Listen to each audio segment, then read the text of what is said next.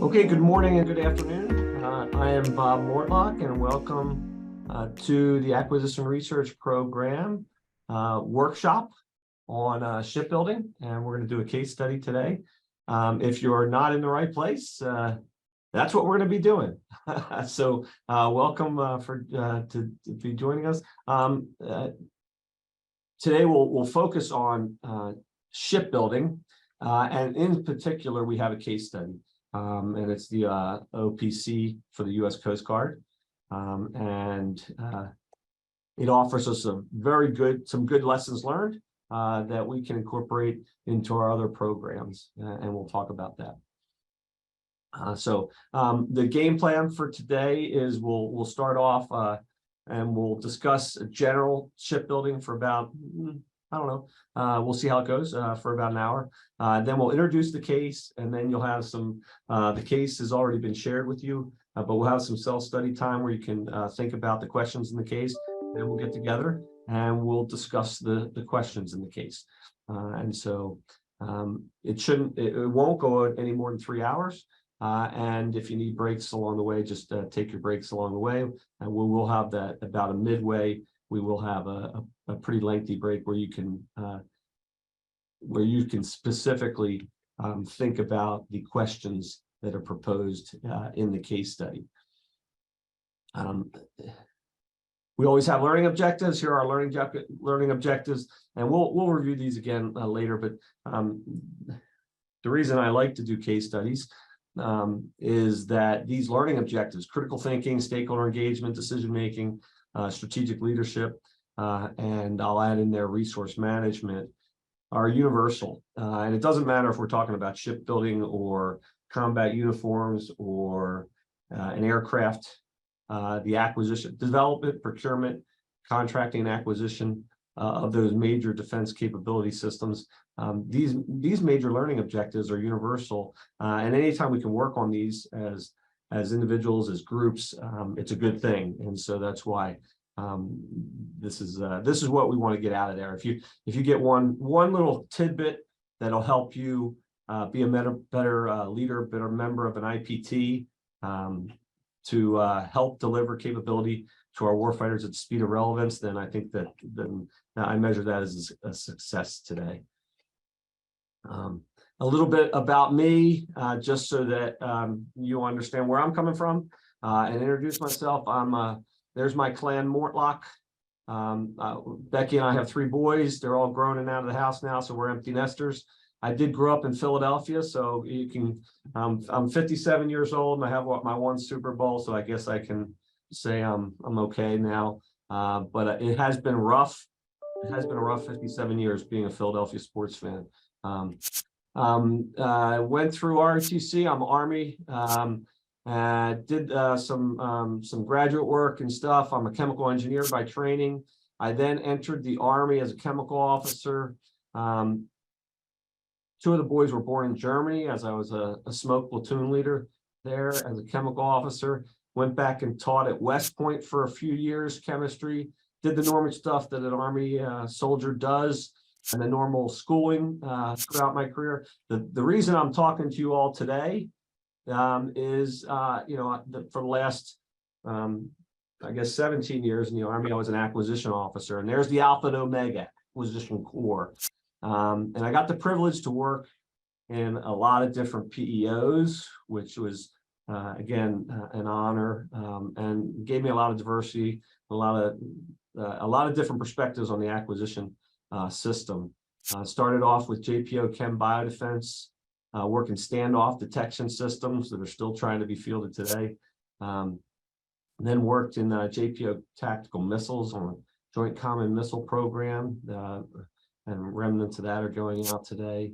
Then did an assignment with the Rapid Equipping Force and the Joint ID Task Force, where we were fielding X-ray backscatter machines to Iraq and Afghanistan. Went back and then did with PEO Missiles in Space, involved then with Air and Missile Defense Systems, a little program called Integrated Air and Missile Defense System that's still going on strong today. Got my feet wet with combat vehicles in a small program with the Army called Future Combat System. and I had 3 of those vehicles, the manned ground vehicles there, the infantry combat vehicle, the medical vehicle, and the recovery vehicle. Then did the ground combat vehicle with the Army. All those programs were so successful. I'm actually being, well, most of those programs were either canceled or significantly delayed. And so they promoted me and sent me to the Pentagon. And then finally, my last job in the Army was with PEO Soldier as Soldier Protection Individual Equipment. And that's basically everything soldier wears in the combat except for weapons and lasers. So that's body armor, uniforms, parachutes, all helmets, all that kind of stuff. And so that's one of the programs, acquisition programs that I was involved with that wasn't canceled or significantly delayed because, well, it was just a basket portfolio of stuff. So that's kind of where I'm coming from. And the perspective I bring on defense acquisition and case studies. For the last 8 years, I've been teaching here program management and acquisition at the Naval Postgraduate School.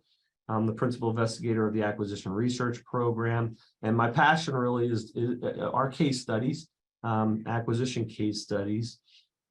And I really, not only do they enhance the learning environment, experiential learning environment for students, but it also documents lessons learned.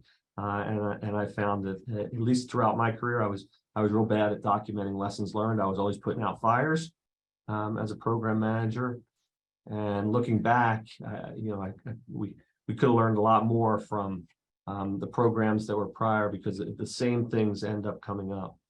So that's a little bit about me, and I do have a list of the participants, which is fantastic. We're up to now 42. That's good, and I'm real impressed with the diversity of the background. I see. Well, the follow. So maybe is chat enabled now? I think so. So maybe, yes, that's enabled. Okay, good. So maybe you can just put in, you know, what state you're from, but I saw representative or registrants around the country, which is always amazes me every time I have a Zoom meeting. I call out, yeah, we got Milan, Italy. There we go. California. I saw Virginia, Washington. There's Washington State. Okay. Maryland. Yep. Texas, Connecticut. Okay, there we go. I love this. I love this. Florida, Mississippi. DC, okay, California again, DC again, yeah, good. I think were also some ones from Ohio, Jersey, New York. So when they come on, they can. We got now a second one, Indonesia. Share your time zones too, for those international. Florida, Central. We got Central, East. And then Indonesia, okay, Mississippi. It's just fascinating that we can all get together on a Zoom call for a couple hours from all over the world and talk. And then I saw some great organizations representative as well. If you can just put your organization, I saw at least in the pre-registrants, I saw NAVC, NAVWAR, NAVSUP, SUP ships, U.S. Coast Guard, DLA. I saw NSWCs, Philadelphia and Corona and Keyport and Rand and Harvard and GW and DAU and Lockheed Martin and Boeing. And okay, so we got the OPC procurement office from the Coast Guard. That's great. You're going to love this case study because some of your officers helped write this case study. It's not going to be anything new to you, but it's always good to get together and talk about acquisition. We got Lockheed Martin, there we go. Maintenance Center, we got NAVSUP, Puget Sound. Yeah. So the diversity of the folks on the Zoom call here is fantastic. And I thank you all for spending some time together. This helps build our profession. You know, DIWEA, Defense Acquisition Workforce Improvement Act, that was 1990, I think. And we're still trying to kind of prove to the outside world that we are a profession. acquisition professionals, and it's been now 33 years, and we're still going strong. And these kind of things help us prove that we are value added, we are a profession, and if the folks rely on us for advice, then we may be able to deliver at their intent at the speed of relevance. Okay, so that's who I am. That's and you guys are all sharing with who you are. Keep doing that throughout the day today, please. So now let's see. You got sound coming through? Yes. No. Okay. Fantastic.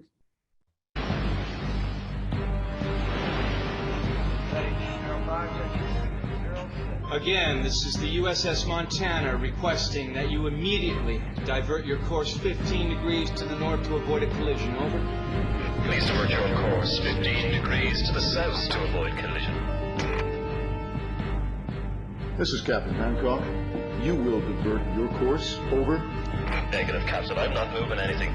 Change your course. Over. Sir, this is the USS Montana, the second largest vessel in the North Atlantic Fleet. You will change course 15 degrees north, or I will be forced to take measures to ensure the safety of this ship. Over. This is the lighthouse, mate. It's your call. Hello, Captain? I think he's gone. Fair enough. So we often have challenges with our acquisition programs, and I think that many of you are aware that some of the challenges are outside the control of the acquisition programs, and that's what some of the things we're going to discuss today. Obviously, when most folks think about the acquisition system, at least folks that are not initiated or not acquisition professionals, what are the words that you hear? And you can reply in chat again, or and so what are the words you hear about the acquisition system? What's the first word you hear? I know, you know, the first word I hear from like my wife, confusing. Okay, there you go. I like that one. Yeah. Cumbersome. Market research, okay. Slow, okay. Bureaucratic, yeah, you got it, yeah. And this is the same thing I hear. Most folks don't have a clue what defense acquisition is, but these are the perceptions, right? And if you've been in the business, in the Department of Defense, or in the business long enough, you also know, or you probably heard from mentors, that perceptions are reality. And so, you know, and this is the reason usually, right? This is one of the versions of the acquisition wall chart that we have, and this basically explains the process of how we get something from a thought or a need all the way until we get something in the hands of the warfighter.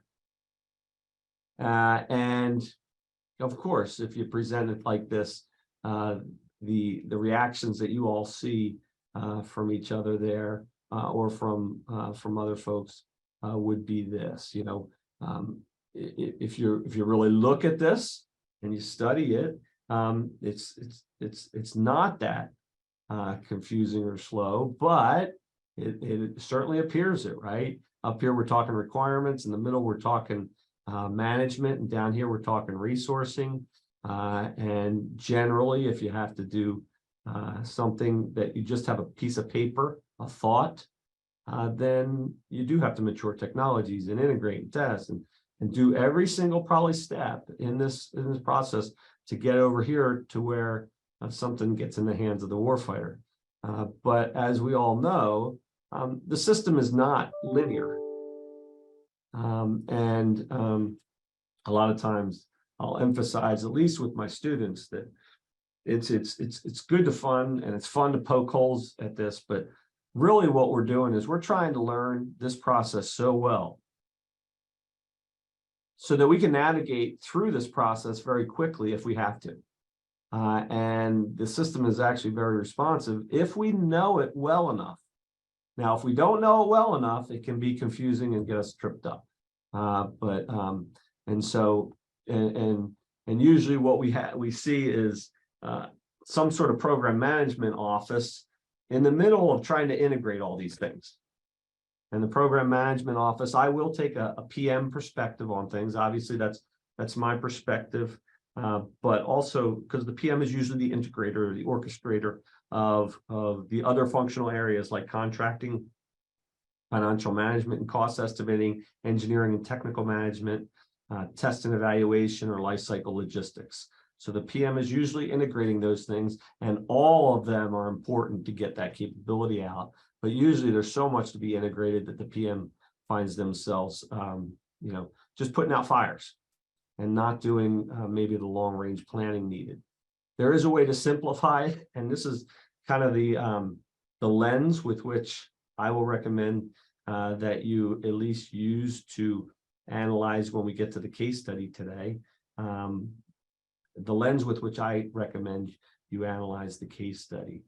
And we refer obviously to again, the program management office, or the PM in the middle there, has a baseline, regardless of what program you have. Basic project management fundamentals, you have a baseline. And that baseline usually consists of that triple constraint: cost, schedule, and performance that you're trying to balance. And we all know that you can't get all three. If you want it fast, I can do it fast. I'm going to probably have to give up some performance, and it's going to cost more. And so you can't have all three, and that's why it's referred to commonly as that triple constraint. We also know that there are three decision support systems in the Department of Defense that help manage this triple constraint, this baseline. And it starts over here with requirements. Nothing's done in the acquisition system without a requirement from the warfighter, or a need, or a threat, or a capability gap. And it doesn't matter if it's a formal requirement or urgent requirement. We have some sort of requirement that's capability gap driven or needs driven. And that starts over here. We also can't do anything without money or resources, more generally. And that's up here. Usually we're referring that to the planning, programming, budgeting, and execution. And that helps us manage, again, this triple constraint. And then finally, we have a management system. Now we're referring to that as the adaptive acquisition framework, but it's something to help us with the knowledge we need to go along and approve events. And that's often referred to as little a acquisition, right? We also have a chain of command through the executive branch. We have oversight by Congress. And then we put everything, or most things, on contract with industry. So these are the major stakeholders that help us, again, work these three decision support systems to help us balance cost, schedule, and performance with these other stakeholders that are important: the warfighter, legal, media, public. And so that collectively is referred to as commonly referred to as Big A acquisition. If you get nothing out of the case study or the workshop today, I challenge you to explain when someone says that acquisition is bureaucratic or slow. I challenge you to explain this version of defense acquisition to someone, and then talk to them about how it would be different, because this, I find, has been pretty consistent, and I don't think it will change in the future. We have a lot of acquisition reform initiatives over the years. And we still, this fundamental view of Big A acquisition is not going to change, because we always need a requirement, we need resourcing, we need a management framework. We're going to balance cost, schedule, and performance, and we're going to have a chain of command and oversight, and we're going to have contracts with industry. And so this is a little bit simpler version of that wall chart, It helps us, and this all can be also can be used as a lens with which we study acquisition. Any thoughts or questions from anyone on the? You can share with chat if you want. Does this apply to special ops? Yes, it does. Now, when I say yes, it does, right? You got to take it at the highest level, right? Special ops doesn't do anything without a requirement. Special ops needs resources. Special ops needs to manage it somehow, right? And you can do it all fast. This gets more challenging, obviously, if you're fielding a ship than a piece of tactical gear for a SEAL team. So, but that's the flexibility and the responsiveness that's built into the defense acquisition system. You can tailor and respond however you want. Now, right down here, we refer to this as little a acquisition, and that's usually where we find most of the acquisition reform initiatives. We're changing the milestones or the phases and all this kind of stuff, but very little reform in the resourcing area, very little reform in the requirements area. And they are 2/3 of big A acquisition. But we see a lot of stuff down here. Let's change the contracting type. Let's change stuff in the federal acquisition regulation. Let's change the 5000 series every couple years. And it's interesting that we're only focused on about 1/3 of the big A acquisition. We spent a lot of time here, and that's what this is, and this has been a great advance in the little a acquisition, and we refer to this the acquisition framework with the pathways now. And this came out a few years ago as a good thing. And I think the major thing that I believe, at least from my viewpoint, as a good thing here is that it formalized these pathways. We were always doing these pathways, and acquisition system had always supported these different pathways, but it made them more formal and then acceptable to do, without a lot of convincing that, for example, you wanted to do a middle tier effort before your major capability acquisition.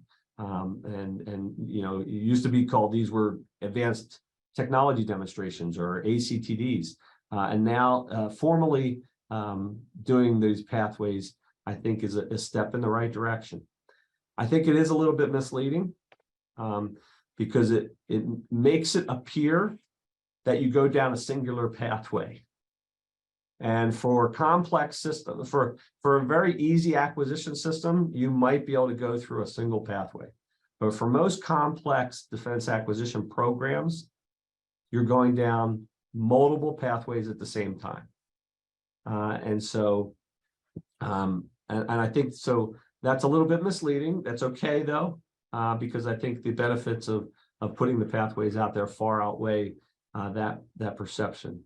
I think there could be some things. I think we missed putting in these arrows, for example, because it does, again, these pathways appear linear, and it's specifically for the major capabilities acquisition here.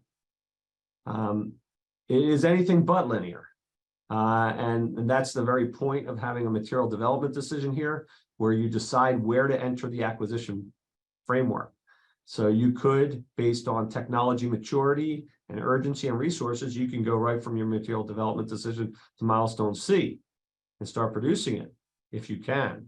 And so I think not having these arrows in here is well, actually having the arrows in there would be a good thing, a good improvement in this adaptive acquisition framework. We already have the arrows that link middle tier acquisition. We need the arrows up here that link urgent capability to middle tier and to the major capabilities acquisition. And then we need arrows down here with the software linking in here, because our major defense acquisition programs rarely are just software, or very, very rarely just hardware.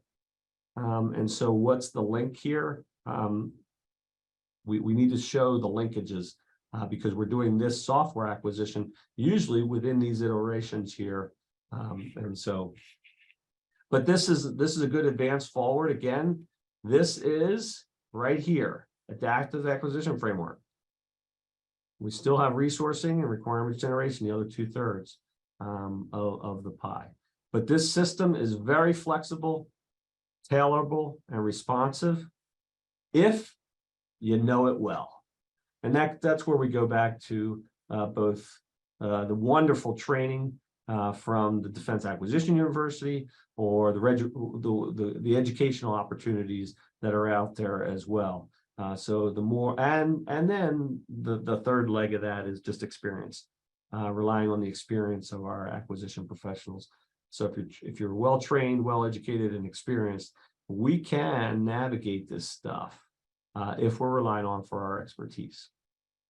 Now today we're talking specifically about shipbuilding, and this is, so we have the Defense 5000 series, either the 5000.01 or 5000.01 directive, right, and the 5000.02 instruction for the adaptive acquisition framework. And then each of the services put out their own acquisition instructions. And the Navy is no different here. The Navy puts out SecNav 5000, and this version is recent. Last April is the .2 Gulf version, and there are the enclosures about and this is the Navy's implementation of, and it says adaptive acquisition framework. I wish again that it would have said big A acquisition, because again, it's just focused down there on that adaptive acquisition framework when we really need to focus both on requirements and resourcing as well. But it's a good start. Here's the enclosures. And again, the Gulf represents, there's been many iterations of the SecNav instruction as well. Key highlights: it implements the adaptive acquisition framework for the Department of the Navy. The milestone decision authorities authorized to tailor acquisition strategies. And that's an interesting word, tailor. What does tailor mean? And you could just think about that, tailor how. And so that's very intent-based guidance, which is good. But it gives a lot of flexibility, obviously, to the milestone decision authorities. And those milestone decision authorities hopefully delegate or empower down to the program executive officers or the PMs to tailor. But that's a good thing. But it doesn't really tell us what to tailor. For major defense acquisition programs, MDAPs, the milestone decision authority must ensure that the service chief, in this case the CNO or the commandant, concurs with cost, schedule, technical feasibility, and trade-offs.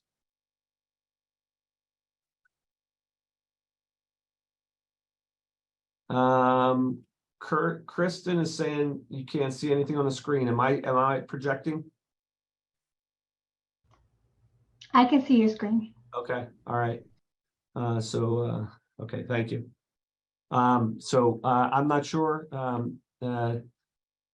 Unfortunately, on these larger webcasts, sometimes it's a local computer issue. Okay. So for MDAPs, oh, I can see it now. Yep, nope, no problem. So the milestone decision, so the PM, we talked about the triple constraint, and why the triple constraint is so important to program management is it forms the acquisition program baseline, which has 3 parts: cost, schedule, and performance. And so this last bullet is pretty important. MDA must get the concurrence of the service chief. For what? What's it saying here? For the baseline. So a few years back, I know we had a reorganization we used to have OSD ATNL, Acquisition Technology and Logistics. And I think all the service chiefs came on pretty hard in about FY17, FY18, saying they wanted more what? More control of things. They didn't have it, the service chiefs didn't have any control of their acquisition program. And this here says, well, you can have a lot of control if you want to, because basically this is saying that every milestone decision authority for the major defense acquisition programs has to get the chief warfighter, the service chief, concurrence with the baseline. So if the service chiefs are saying they don't have control of acquisition programs, maybe they're just not taking the control that they should take, because right here, so this is interesting wording. This is not the wording that's in the 5000 series, where the milestone decision authority, sets the acquisition program baseline for that program, along with the service. This says that the service chief is actually co-leading that role for the Navy for these major defense acquisition programs. You got the same acquisition category level definitions as in the DoD 5000.02. In the case of shipbuilding, there is a first ship in the shipbuilding program report, and this is required to be submitted by the SECNAV to the congressional committees before we can start the approval of that first ship program. Why do you think we have that? Why do you think that is in there, and Congress wants that? Anybody have any thoughts on that? Just reply to chat.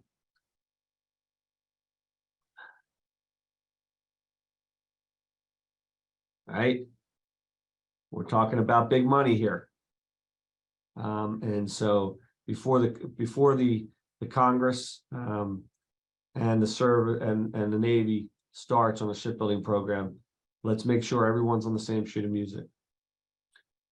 Now, interesting for the Navy is that they have a governance process called 2-pass-7 gate that's described in SECNAV instruction. 2-pass-7 gate is described as an iterative, collaborative, discipline framework. And let's take a look at this wording.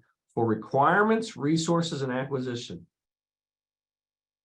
What is that right there? That's good wording.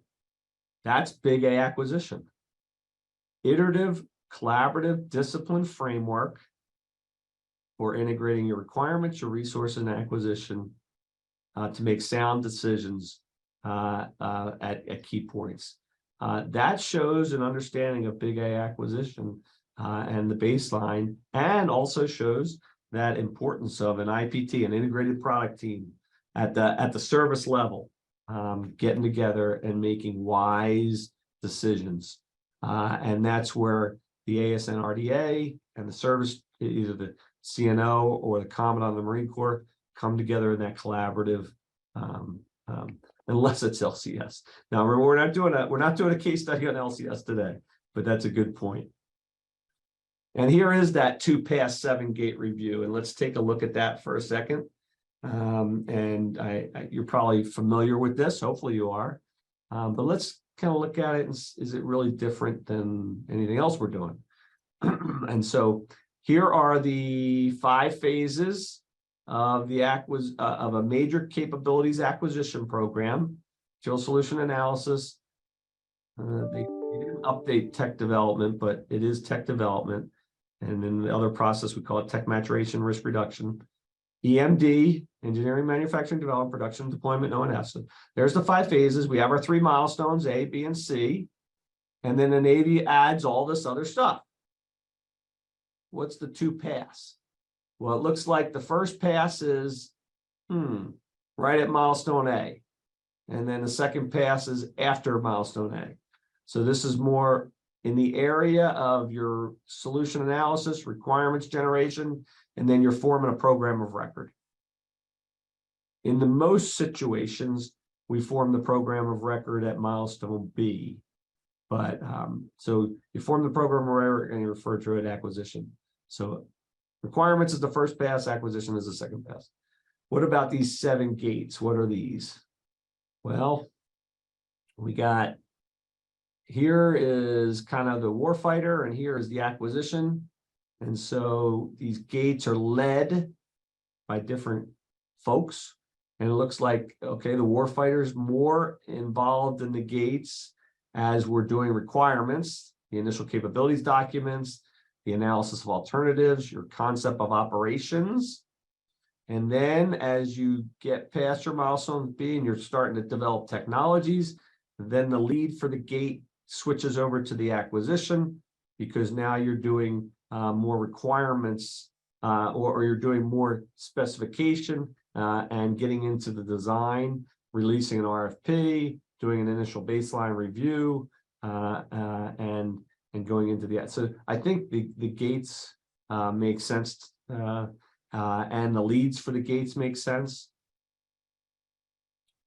You have, let's see here, these engineering and management reviews, which we refer to as usually the systems engineering technical reviews. And those are the normal technical reviews that we would have in a program. We have the normal integrated logistic reviews as well. And so in this situation, the 2-pass-7 gate is very much the same as the normal major capabilities acquisition program timeline that's outlined in the adaptive acquisition framework.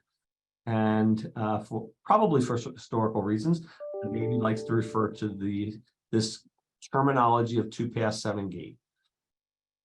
But I don't think it is any different than the normal traditional acquisition program. So then we ask the question, are ships different? This study is a little bit dated by Rand, but I think it's still excellent. And they asked that question, is shipbuilding different from other acquisition? And the first thing that comes up usually is, yes, ships are different. The first thing, there's no dedicated test assets, right?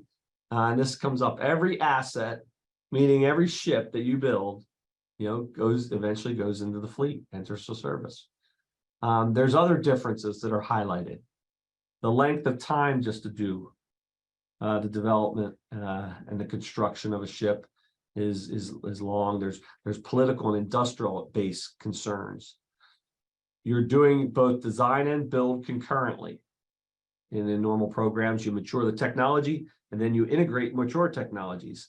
It's a lot easier. In this case, you're doing them together. And so that leads to complexity. You got a low quantity and production rate, got a high unit cost, and that all these things make test and evaluation of your capability very challenging. So this makes these big highlights do highlight that shipbuilding is a little bit different. Ship programs are normally formalized at milestone A, and that's that ties back to that 1-2 pass, right? That first pass is where we're initiating as a program of record at milestone A rather than at milestone B. And then you have the concurrency of your tech development and your integration activities together. And then at milestone B, you're authorizing the construction of the lead ship. And that would normally be at milestone C when you're doing production, or at least low rate initial production. And that leads to some ambiguity because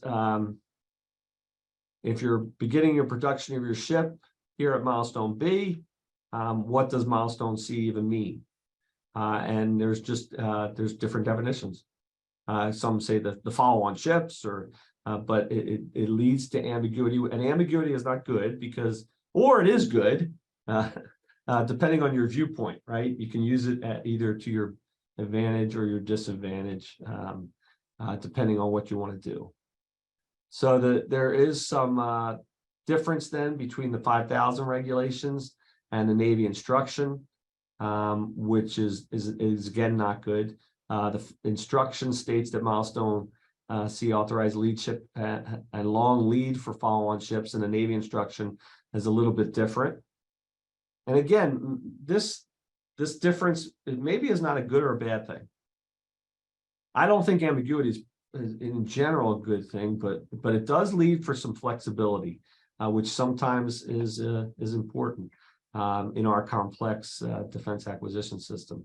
And then there's no specific language for the milestone C or low rate initial production. The report does highlight some stakeholder views, and you all are probably stakeholders that have some of these views. Long lead times to design, the politics of shipbuilding and the industrial base concerns, the complexity, higher unit cost, the ambiguity of the definitions, and then we can look at these kind of differences if we compare. They compared programs, and here's an SSBN here, the Ohio class, and from a weight, length perspective, crew size, and then you can compare it to an aircraft, right? And the differences are obvious, right? Particularly down here in the annual production rate. One, and then here's a tank as well. So if you just look at these comparisons between different acquisition programs, it's interesting. It doesn't highlight a bad thing or a good thing. It's just you have to then be flexible on how you set up your acquisition program and how you manage it, and with respect to these differences. You can also look at some comparisons here between when and how long the programs start, and then how much funding there is. And we can see some ship examples here of how long, when the program was initiated, and then the unit cost, and then, for example, RDT funding and quantity, and then other major defense acquisition programs. So, for example, here, the AMRAAM or the C-17 or a satellite system or a missile system or another aircraft system. And you can see the differences between, obviously, unit cost sticks out here big time. Ships are expensive, right? And the production rates stick out as very low compared to these other systems. And so again, we have to manage and adjust how we manage these efforts. Difficulties with ship, the tension between tailoring the process and tailoring the program. So I mentioned briefly that our acquisition processes are meant to be tailored and flexible. And then how do we tailor a particular acquisition strategy for a program within the acquisition process that could be tailored? And then there are different organizational cultures and norms and interests and stakeholders, and that's why we do case studies, so that we can study and better understand each other. We can compare it to other systems that are small and expensive, or small unit quantity and expensive. And for example, this is the national security space acquisitions phases. This is old, and I don't have the updated one in this briefing. This is from the RAND study, but it's a very similar process to our acquisition process. It's just, again, you're tailoring it, you're modifying it because you're only producing one, for example, satellite, just as you produce one example ship. We can also compare, and this gets kind of to our eventually our case study today, to the Coast Guard system. Obviously, the Coast Guard is in the Department of Homeland Security, and the Department of Defense and the Department of Homeland Security, can they have the same system for acquisition? No, they have to. We both have to tailor it. We can't use the same nomenclature. We can't use the same phases or names. But when you really look at these, and here's the Department of Defense system, and here's the Department of Homeland Security, or for the Coast Guard system, everything's named different, but it's the exact same functionality. It's not different in the end. Fundamentally, it's not very different. They have milestones and phases, the same between the two systems, and they go through functionally the same need to, set up your requirements, set up your funding, do your design, do your development, do your test, and then buy your system. It's just we call it a little differently. Call the phases and the milestones different. And then obviously we have the 5,000 series acquisition process for a major defense acquisition program. We have the Department of Homeland Security phases for an acquisition program. And then we have the Navy 2-pass 7-gate system that are all fundamentally the same.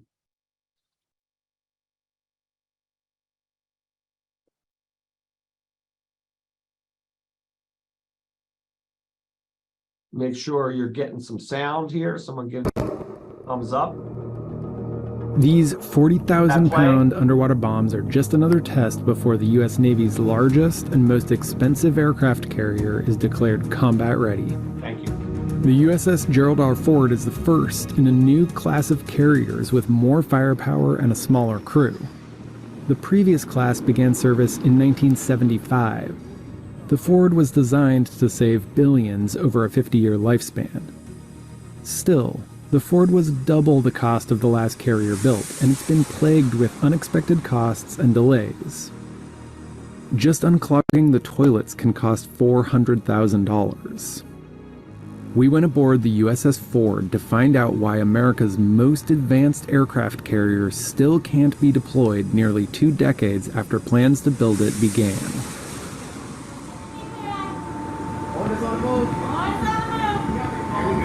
These sailors are moving ordnance onto a new kind of weapons elevator that allows them to do what would be impossible on any other aircraft carrier. We're bypassing the mess deck area. We're completely independent. You would never even see us moving ordnance throughout the day. So it's more secure with higher survivability, and we can store more on board. It's the only way to move munitions from deep inside the Ford to rearm planes on its flight deck. Less advanced carriers move weapons in a more dangerous way, through the hangars to the flight deck. There are 11 elevators on board, yet only 7 are fully functioning. Until all 11 elevators are complete, this ship can't be certified for deployment. The advanced weapons elevators are just one example of nearly 24 major new technologies that make the USS Ford cutting edge and one big floating experiment. Tal Manville is a retired Navy captain who served as the very first project manager on this new class of aircraft carrier. The ship was supposed to start construction in 2004. It got moved to 2005. They made an adjustment. They delayed it a second time. They delayed it a third time. Pushing that out, the ship, just by those delays, went from $6.4 billion to $10 billion.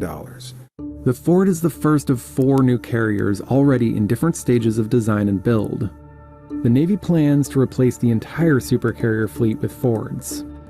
U.S. law requires its Navy to operate 11 carriers at all times, but with all the delays, the U.S. is down to 10. The reason we have 11 is driven by the fact that the U.S. Navy is kind of a 2-ocean Navy, if you will.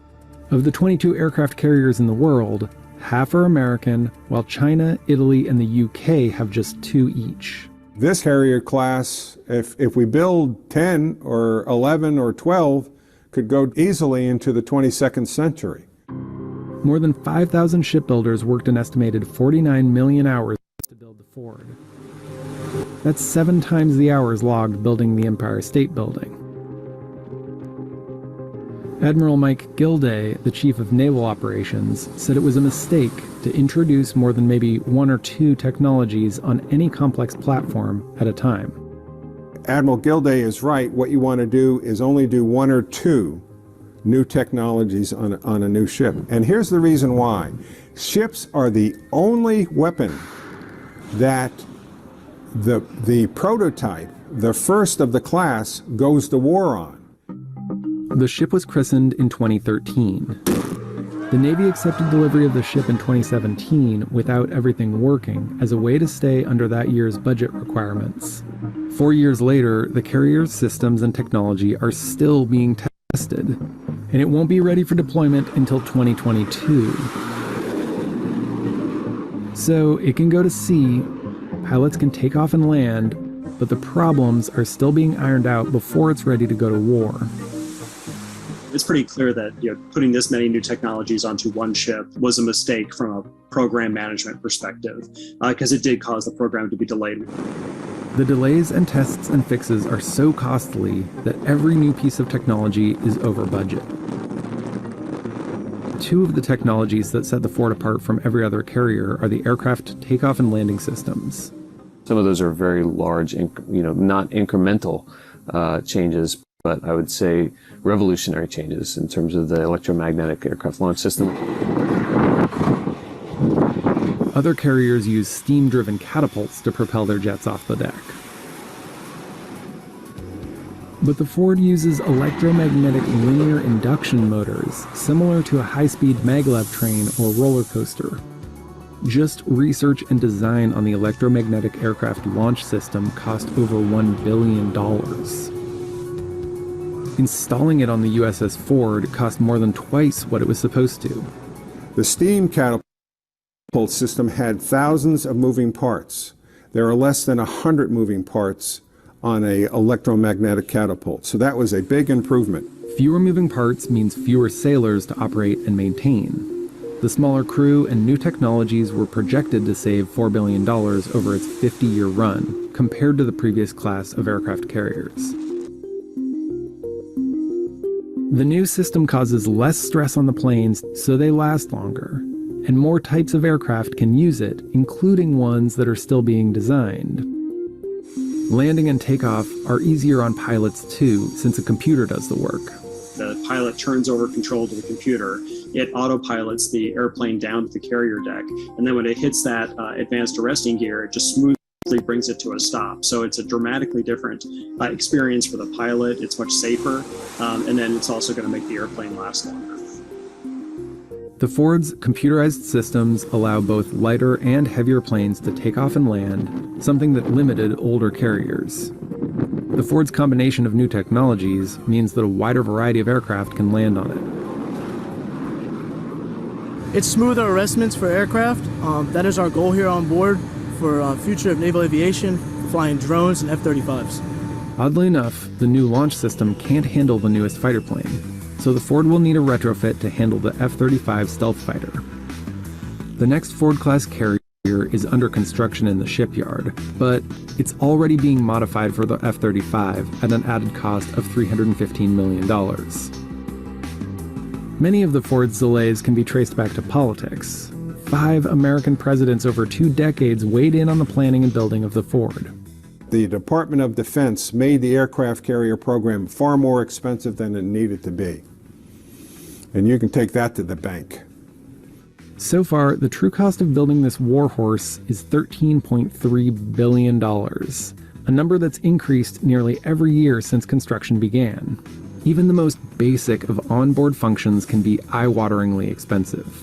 The ship has 750 toilets connected through vacuum pressure, like the system on commercial jets. When one toilet gets clogged, the whole system can be affected. The fix requires an acid flush that costs $400,000, and the Navy has said it doesn't know how often it will need to be done. The Navy changed its shipbuilding programs when the Ford's problems came up. It began designing and testing the takeoff systems on land in 2011, while the Ford was under construction. The advanced weapons elevators are also now being tested before installation. However, that program will only benefit the next Ford-class carrier. Built as a deterrent, the true value of the Ford is likely to be in the wars it helps prevent, rather than those it wages.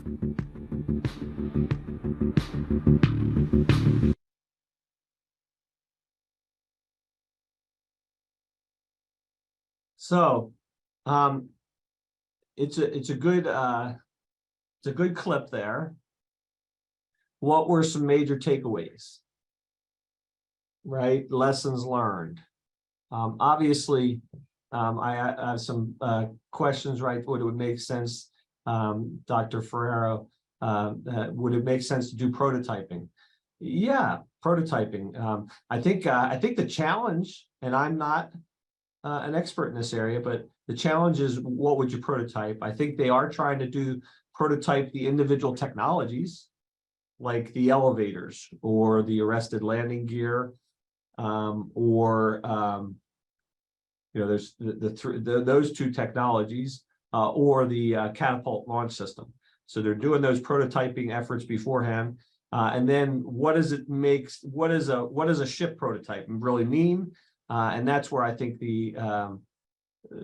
our ship's different kind of discussion comes in, is when you prototype the actual ship, it turns into the actual ship, right? And it may be too expensive to prototype and not actually have that ship then delivered, because right now it appears that even the first prototype that is the first ship. And so these are good questions that I think we keep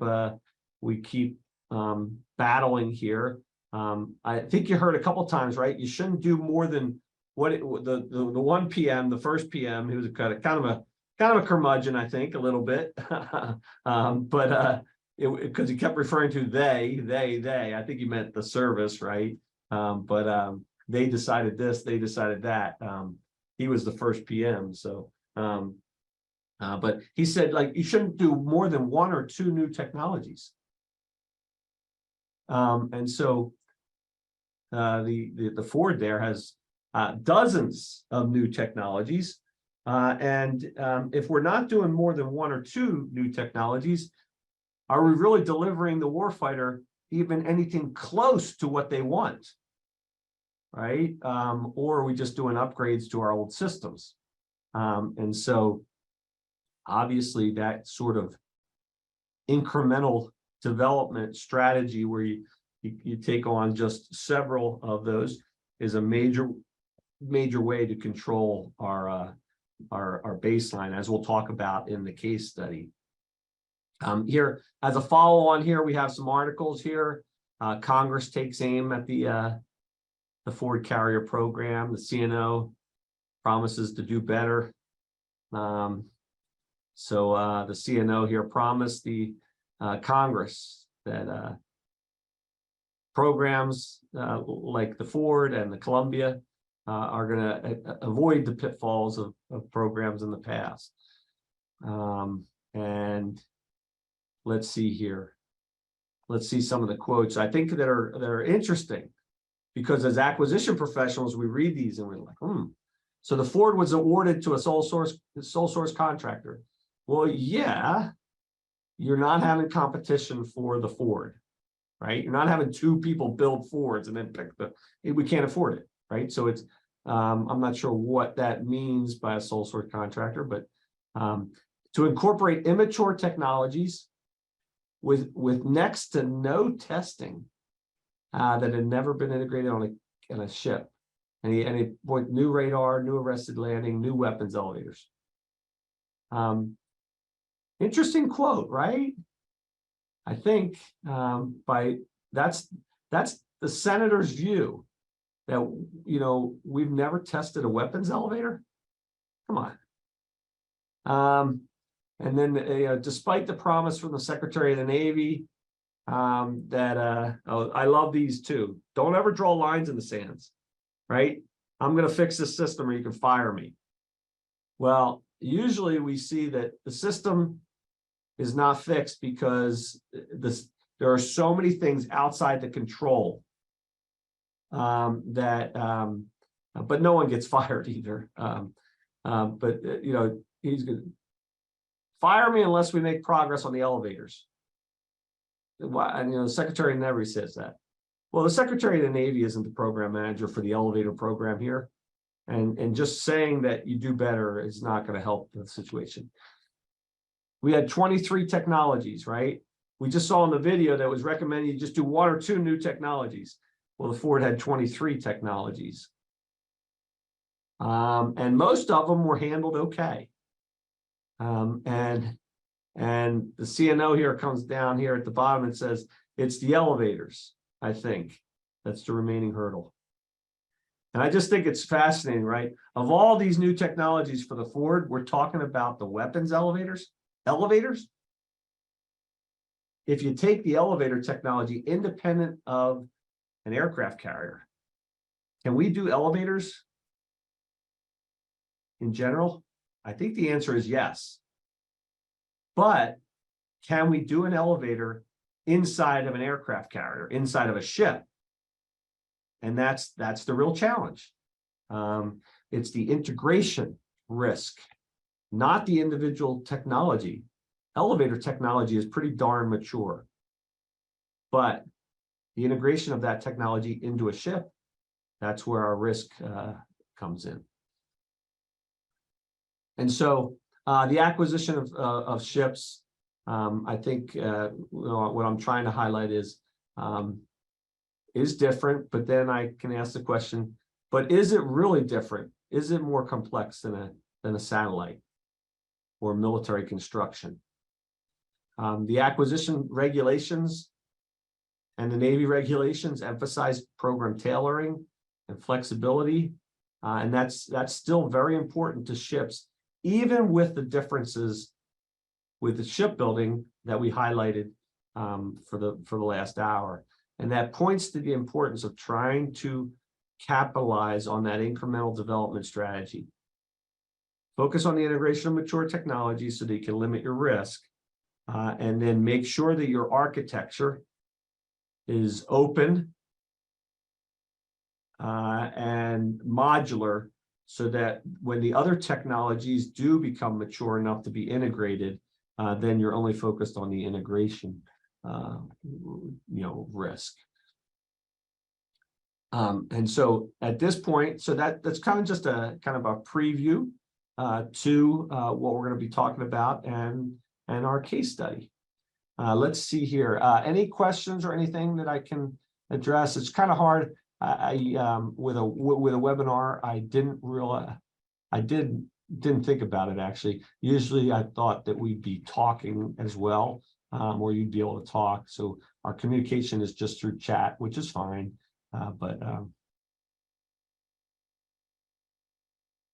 Yeah, I think the sewage, I don't know about the sewage system in the ship. I think it's going to be integrated. I think it'll just work well. We seem to solve that problem on airplanes, so I'm not sure why it's going to be a problem on the ship.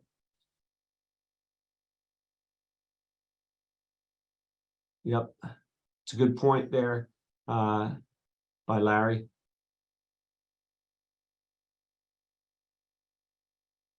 Yep, okay. Good. Let me stop sharing that. And what I'm going to do is I'm going to share our other file.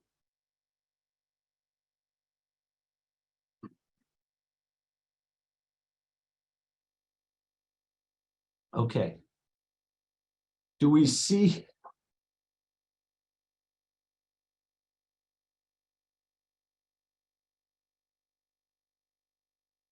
Okay, do you all see the Offshore Patrol Cutter case study? Thank you, thank you. And so what we're going to transition is I'm just going to give you a brief introduction to the Offshore Patrol Cutter, and then I'll cut you loose for a break, a longer break, where you can focus on the questions, and then we're going to get together and discuss this case study. And again, I did introduce why I think case studies are so important. Not only to document lessons learned, but they emphasize experiential learning. So try to put yourselves in the shoes of either the PM or the PM team. And then the other great thing is there's no wrong or right answer. Our learning objectives, again, are emphasizing these things of critical thinking, decision-making, problem solving, resource management, and stakeholder engagement. It's a little distinction there. It's a stakeholder engagement, right? Not stakeholder management. We don't manage our stakeholders. When I had my complex acquisition programs in the Army, I didn't manage, right, the Army leaders. I engaged with them and tried to understand their perspective to help them make the most informed decision possible. But stakeholder engagement is critically important. So I'm going to set up the case study here for you all. And I don't know if you all signed up for this, but you are going to get some homework. You're going to have to do some thinking, and that's a good thing. So you're part of the PM team, the OPC program staff. This is the currently the largest acquisition, and so you're going to have to put yourself in the shoes of the case study. Don't try to shark shoot the case study too much. Just work with the facts and the details in the case study and use those. Now, the advantage is that it's been specifically put together to not only be realistic, but also take away a lot of the outside stuff. And so largest acquisition program in the portfolio here. It's the Commandant's highest priority to. It's basically considered too big to fail, this program. And we've seen this many times in the Department of Defense. The time is of the essence because the medium endurance cutters are well past their service life.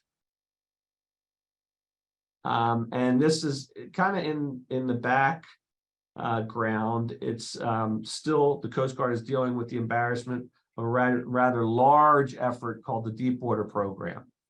And the Coast Guard assumed total control of that acquisition process. And then after that, separated them to make it more manageable. And there's been lots of GAO reports and other reports on about the affordability of the OPCs. The program's to acquire 25 at a total cost of $12 billion. And this average procurement unit cost here, the threshold is $484 million.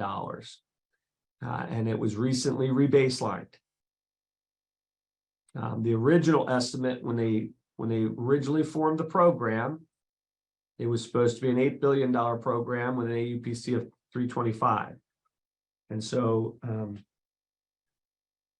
just like many acquisition efforts, the initial baseline, the cost estimates are just that. They're estimates. They're wrong. We hope to get them as best as like kind of accurate as possible, but they're always wrong.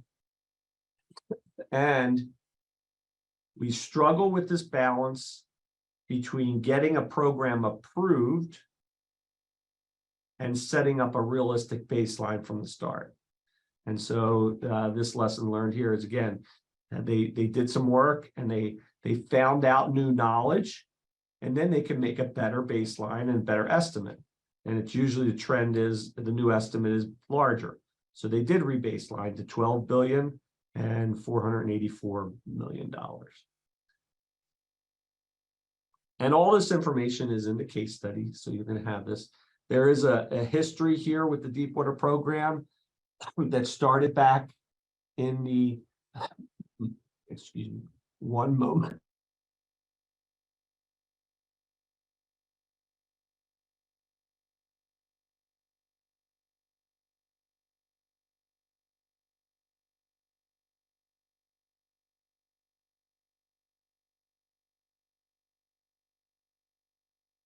Okay, thank you. Sorry. It started back in the mid-90s there. And they had competition. The Coast Guard had competition for a system of systems for the Deepwater program. Initially, that was at a time when we were doing lead system integrators. The Army, for example, I mentioned that I was a program manager in the Future Combat Systems program. Same thing. The Army had a lead system integrator, Boeing, to do Future Combat Systems. It ended up in disaster. We ended up canceling the program. Same thing here, where they ended up, they tried to take control and be the lead system integrator. And that didn't work.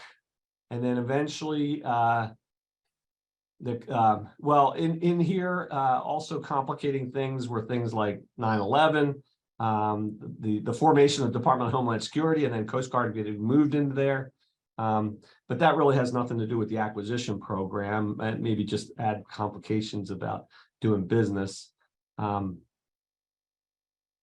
Here's the original baseline that was approved. And then Coast Guard begins their role as lead system integrator. And then finally, the program was broken up into individual programs. And so you're putting yourself in the position of you're down here in 2012 and you're starting this program. And you're what the Coast Guard is trying to do is replace their medium endurance cutters. And here's the cutters that are out there. And what's the problem here? They're all going to come to the end of their service life without the ability to extend. And most of these assets up here are not undergoing any service life extension program. So there's nothing on the background, nothing to back up these things. Basically, they're getting older and older, and they're still the workhorse, and they're getting harder and more expensive to maintain. And so our Coast Guard folks in the case study today could attest to most of this. And so there's two classes here, a 210-foot class and a 270-foot class, the Reliance and the Famous. And they make up the medium endurance cutters, and the OPC is going to replace them with 25.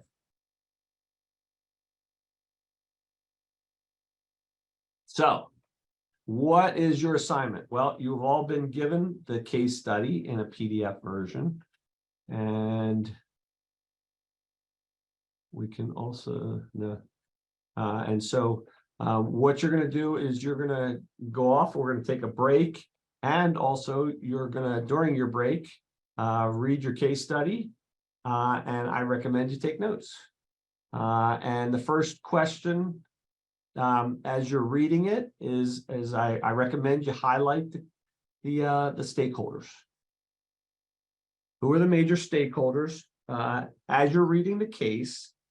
And those are important to highlight, because in the next part of the case, you're going to start thinking about, okay, well, what are the options going forward? Because there's going to be an affordability problem. So I listed here, you're going to replace these, and you're going to replace these, and you have your affordability cap. And there's going to be a dilemma. How do you keep this new offshore patrol cutter from being unaffordable? You have to make a recommendation. So stakeholders, then I recommend, as you're going through there, just write down, what are your options? They're referred to as courses of action, options, alternatives. Are you considering? I recommend trying not to jump to what you recommend immediately. Expand out, being creative first, to consider all the possible options out there. And then you can eventually whittle down to a recommendation after you think about your stakeholders and what criteria are important to your stakeholders. Because then you can compare various options using your criteria. So that's how I recommend you analyze the case as you're reading it. And then eventually make a recommendation. And what I'm most interested in, and then we'll try to highlight and discuss, is why did you make that recommendation? And I'm sort of annoying on that part. Probably similar to what, like, when my sons were younger, and they kept on asking why, and it really makes you understand and explain, what you're doing when people ask why. And this is the same thing here, is you're going to make a recommendation. I'm going to ask you why. What alternatives did you consider, and why did you recommend that one over other alternatives? And that's where the useful decision criteria come in. Keep in mind that this asset will be the workhorse for the Coast Guard for the next 30 plus years. And also keep in mind that when you make a recommendation, there's going to be risks. And it's important to try to explain or understand those risks, especially if there's risks to the operational community when they face getting this into the fleet. Okay, let's see here. So you should have gotten copies of the case study. Did you all receive copies of the case study? Yes. Okay, good. Thank you. And so we're gonna go on a break here. Let's see here. I have 9:10. So this is not only break, but also case study time. So let's get together back on the hour, and that's 10:00 Pacific time. That's I guess 1300 Eastern time, and I have no idea what time it is in Indonesia, but or Italy. Share your times, Italy and Indonesia. We're coming back on the next hour. So what time is it in Italy and Indonesia, if you're still on? I know I was in 5:10 p.m. Oh yeah, p.m. I guess. Okay, oh, that's not bad.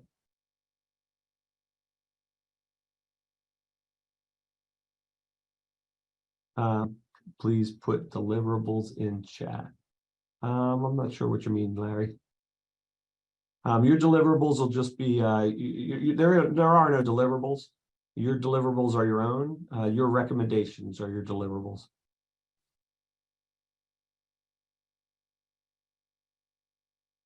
So in the case study are these questions at the end of the case study, these questions and in the case study, there's courses of actions to consider. So again, you're going to have to do a little homework. I'm not spoon feeding you this thing. You're going to have to read the case study, but this is also pretty good.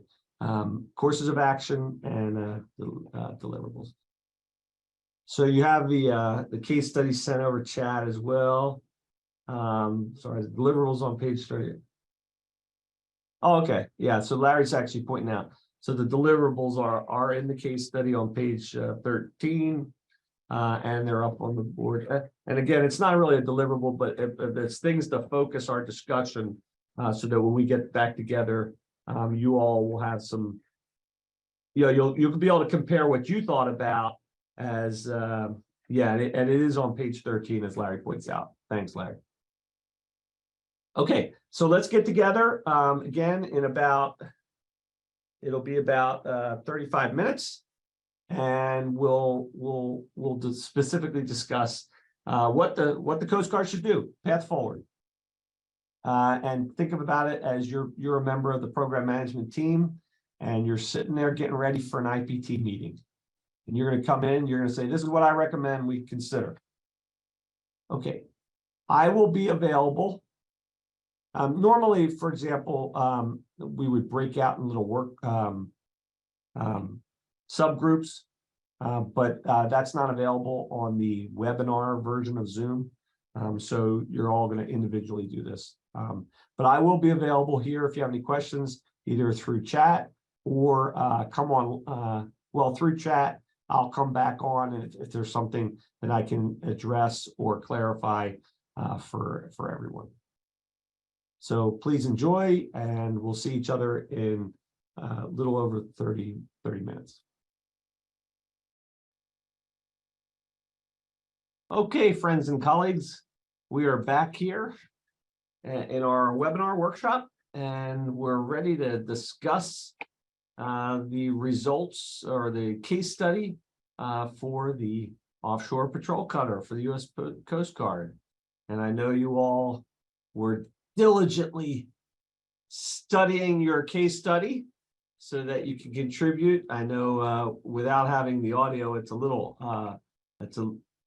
strange, but just again, let's use the chat and put in your answers or your inputs to chat, and I'll try to monitor that as I go here and incorporate your thoughts into the discussion as best I can while trying to facilitate it.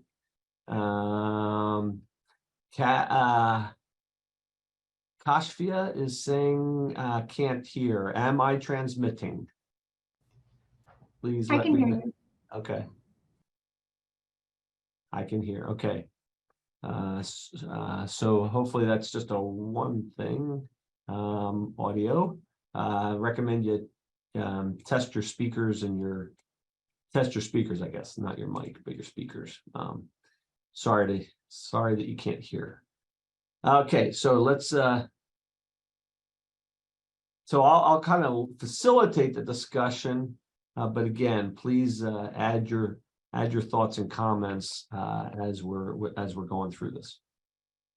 And you can see I have a couple of screens up to help me, and you'll probably notice that my kind of eyes are shifting around, and that's not because I'm distracted. It's because I'm trying to monitor the chat and the slides and everything together. So let's see here. We got the Offshore Patrol Cutter, a fleet of 25, a workhorse of the service. Average procurement unit cost of $484 million. Consider state of the market. And that's kind of important because what is also going on in the Coast Guard at this time is the National Security Cutter. And that was another offset of the Deepwater program, a very successful acquisition and procurement program. And so for the National Security Cutter, they have a fleet of 12 now. That's considered state of the art. And also kind of the integration point with the Navy and as a comparison in the case, you saw that the APUC there for the National Security Cutter was 684, and that's what was raising the concerns, right, of our oversight committees and the folks that review our acquisition programs, is when the costs of this smaller vessel was approaching the cost of the National Security Cutter, and you know, you can't, if the requirements are the same, you know, the obvious question is, well, just do the National Security Cutter, or why are you doing this new thing? Why is it so expensive? So you know, that's the major issue here. If the same requirements that were on the National Security Cutter are laid on the OPC, then of course the cost is going to go or near it. So that's kind of the comparison here. And the two things are, what is the difference between state of the market and state of the art? And this kind of goes back to what we highlighted that was highlighted in the video and in our discussions about, I think one way to highlight that difference between state of the market and state of the art is the number of new technologies that you're integrating. And I don't have a good number for you, but you heard in the video, okay, we'll just concentrate on one or two new technologies. And the Ford had many, and it's the same with these vessels here. There's more than just one or two technologies. So how many is state of the art, and then how many is state of the market? And so that's kind of the central thing that we're going to talk about. Now, this case study, there's the background that we introduced, right? This is after the Deepwater program. and they separated then the Deepwater program into separate programs for management, control, executability, program affordability. Well, actually, it's probably the opposite, which is kind of interesting concept. If we really discuss that, is if you have one major program and it's considered unaffordable, and you break it up into smaller programs, is that more affordable? And the answer is probably that it is easier to control and manage, right? But it actually makes it more costly to do separate programs. But it does give the service more flexibility, Coast Guard more flexibility. That's kind of an interesting discussion about affordability of, okay, do you do a massive program, or are you to break it up into smaller programs? And which is more affordable? Definitely the smaller program is more executable from a management standpoint and a flexibility standpoint for the services when you talk about resources. Considered too big to fail. Are there any programs that are too big to fail in any of our services? And over the years, we've seen probably not. Shipbuilding, because so much effort is taken to get that first one right, and so many reports, that many of these shipbuilding programs are the classic case of too big to fail. We started this, we're going to go through with it now. But there have been examples of shipbuilding programs that have started with DARPA and smaller efforts that eventually have done prototypes that have not gone on to larger acquisition category programs. In the case of the Coast Guard here, though, those medium endurance cutters, they are well past their service life already. And so that has to be dealt with. Our friends from the Government Accountability Office, I know as a program manager, when the Government Accountability Office was doing a report that involved some of my programs, I did not usually like it much. But now, as an educator, I love the GAO reports. Because the GAO reports just report facts, right? They don't ever report any answers, but they just report fact, and trends, and this is the way it's going, and this is what we observe, and good or bad, right? And then it's up to the folks that are empowered and knowledgeable to fix it. But I know that was kind of frustrating to me, and they're publishing reports, right, about the affordability of these OPCs. Questioning, and on the other end, the services, the Coast Guard here, and Department of Homeland Security, it's on their side to have good answers for why things are the way they were. Recently rebaselined, and the new baseline is 25 ships at 12 billion and 484. Department of Homeland Security, unlikely then, since they just rebaselined and adjusted the baseline, whatever you want to call it, they're unlikely to move it again. And then as a comparison point, then the National Security Cutter baseline is in there with many of the same requirements.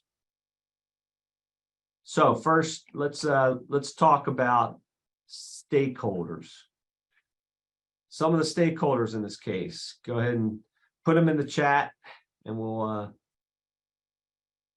see what y'all came up with as stakeholders, and we'll see if we came up with similar stakeholders. Taxpayer, of course, good, thanks, yes, because it's all the Coast Guard leadership, Accountability Office, GAO, yes, Congress, NATO, okay, yeah. You're really the Navy, yes, the MDA, Coast Guard, Department of Homeland Security, the fleet, Industry, yes, good. All right. Yep. I'm seeing some good stakeholder analysis. And so again, this is important because each of these stakeholders are going to view this same problem differently. And we want them to view it differently. The contracting officers, yes, of course. They're going to have to set up the appropriate contracts. The actual war fighters, in this case, the crews, I think. Yep, sure, good. And so, you know, obviously the PM, right, is trying to what? Can, you know, manage cost, schedule, and performance. Yep, PEO, good. How about academics and research institute? Yeah, sure. They're stakeholders. Now, some of the stakeholders are more, when we do our stakeholder analysis, some of them will be directly linked to criteria to help us make a recommendation. And some of them will kind of be a little bit exterior stakeholders that influence, but then directly don't influence our decision-making. So all these are important, right? Obviously, Coast Guard leaders, Department of Homeland Security, as was mentioned, is the Milestone Decision Authority. You all picked up the GAO because they were doing reports. Congress is oversight. All members, all Coast Guard coasties out there. So the warfighter, public interest, the shipyard industry, to include all that. So these are all important stakeholders as we try to balance this program. We can see our lens here: cost, schedule, and performance, and then resourcing, requirements, end of service life is kind of a requirement, and then the Department of Homeland Security management system. What do you think is the major issue? If you had to say an issue, share with me what you think was the issue here. One word: resources. Okay, that's a good one. Thanks. Cost. Yeah. Okay. Good. Yeah, I'm on the same. Affordability. I'll wrap them all together. So if you add schedule together with cost and resourcing, the big emphasis here is on affordability. Is this, and the Milestone Decision Authority at each milestone has to do what? Report to Congress that the program, that there are two things going on: that the program is fully funded out to whatever it needs, fully funded, and it is affordable. And that is, you know, the Milestone Decision Authorities, they have a big, important job, and that's the big deal here, because that's being questioned. How about the root cause of this issue? It's, you know, we have an issue, that's great, but if we don't identify the root cause, then maybe when we're talking about our solutions, we're not really fixing the problem. Work specifications. Yeah. Now, in the case, we didn't really get in, right? The case doesn't share the specification on the contract. So go a little bit higher than work specifications. The work specifications come from the operational what? Planning. I'm not sure the case had much in it to lead you to if planning was an issue. The root cause is the requirements, the operational requirements, maybe too much. Now, there has been a lot of emphasis over the years on acquisition reform, and one of the emphases is to add this emphasis on affordability. And I know a few years back, one thing that frustrated me as a PM big time was I went through 3 iterations of better buying power with the Department of Defense. And they all emphasized affordability, better buying power, affordability as a key performance parameter. And as a PM, I just hated that emphasis, because as a PM, you have a baseline. Your requirements are set in your operational requirements document. The schedule is set in your operational requirements document, meaning the need date, and then you backward plan your development. And if you also set affordability as a key performance parameter, a the user doesn't want it or the program will be canceled. Well, guess what? You just set all three parts of your triple constraint. If you set all three parts of your triple constraint, well, you make acquisition pretty easy because there's no trade-offs. And so I hated this emphasis on affordability and treating it as a key performance parameter. But that's the way we're headed. And in this case, the root cause with the operational requirements document, we're exceeding this affordability. And so if you can't trade either, then you really have no trade space at all. And you have these programs that are unexecutable. But in this case, it was too much like the National Security Cutter. So as you were reading the case, you probably had some constraints and considerations that you thought were important, and some of the things that you might have mentioned. Schedule. Well, the current medium endurance cutters, well past their service lives. Some of them are approaching 50 years old. So that's a key constraint as we talk about this, cost, schedule, performance. Cost, obviously, we talked about that. The current estimate, the baseline is for 484, but the estimate is at 550, based on the requirements that are laid out by the coasties, the warfighters. Now, this was just re-baselined to this, and now the estimate is at 550. And we say, well, the estimates are always wrong. We learn more information as we did our development effort. Now we have better information, and now our estimate is more accurate. Also the issue is then the program backs up against this affordability concern. And then when you read the case, there were some performance trade-offs that were being considered.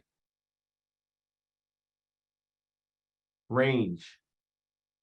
You could if you back off the requirement by 1,000 nautical miles, you can save $5 million. You could interoperability, lowering those requirements, 5 to 8 million.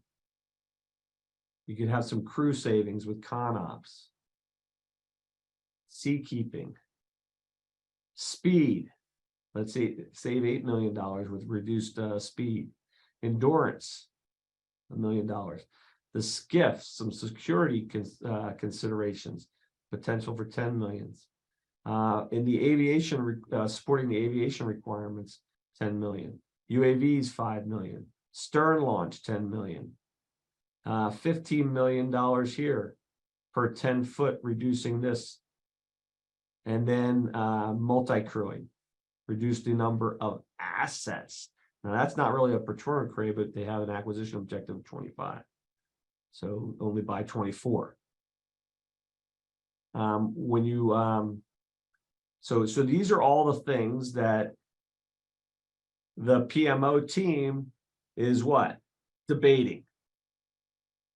How can we get this 550 down back in the box? Let's see what Larry's saying. One big difference, business and government.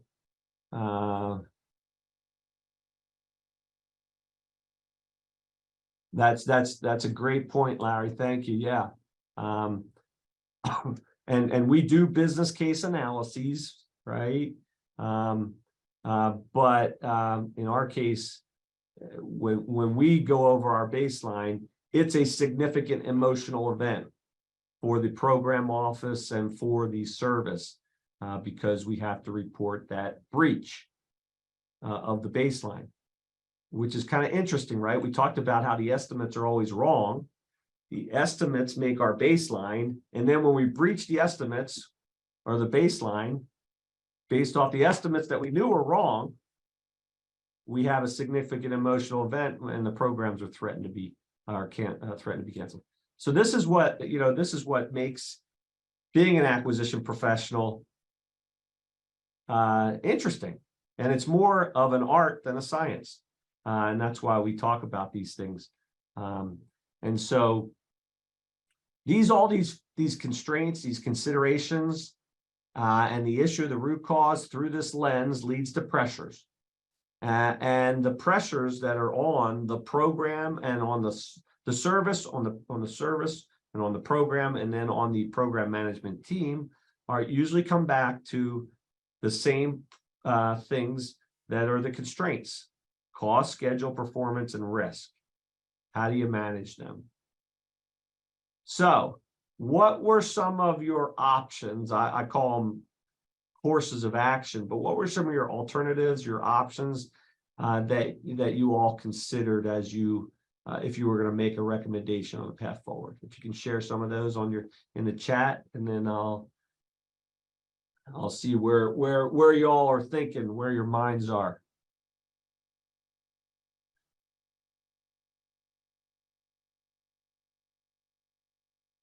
Options. I'll share one. We could request more money. That's always an option. If the estimate's here, why don't we just go up to the estimate? Right? What's the problem? Right? That's definitely an option. Now we'll talk about what's the problem with that, but that's definitely an option. Request more money, support, and the justification is, hey, we're meeting the user requirements. What are you willing to pay for the user requirements? Implement GAO. You got to be a little bit more specific, Riley, when you say implement GAO recommendations, right? This is specific. So I want specific recommendations for this specific program. So another option here, reduce the acquisition objective. It kind of goes down to here, multi-crew. If you reduce the acquisition objective, then that is an option, and we'll talk about the pros and cons of that.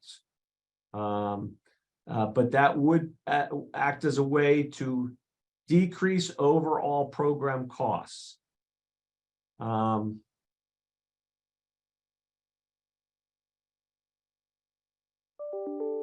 See here, I'm trying to monitor chat as well as I kind of let you all chew on those. How about trade capabilities? Like these capabilities that were offered or were being studied, right? If you trade away these capabilities, then you could start to get this 550 estimate down back into the box of the 584 estimate.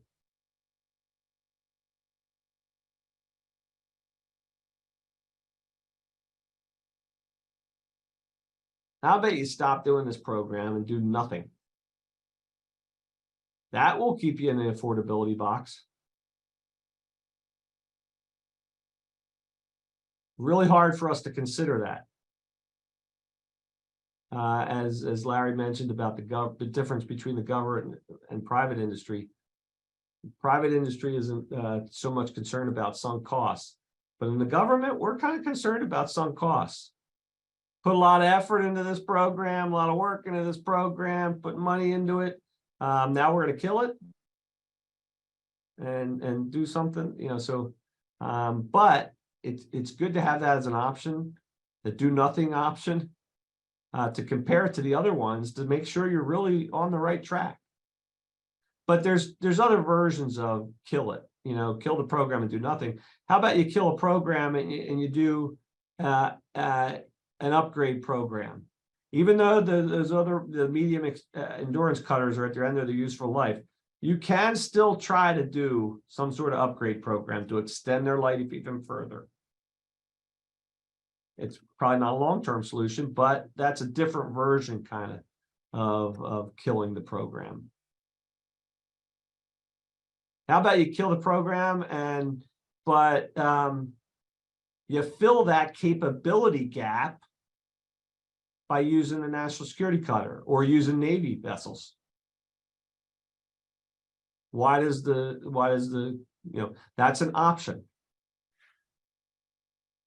And again, useful to compare to see, okay, well, what are the risks and the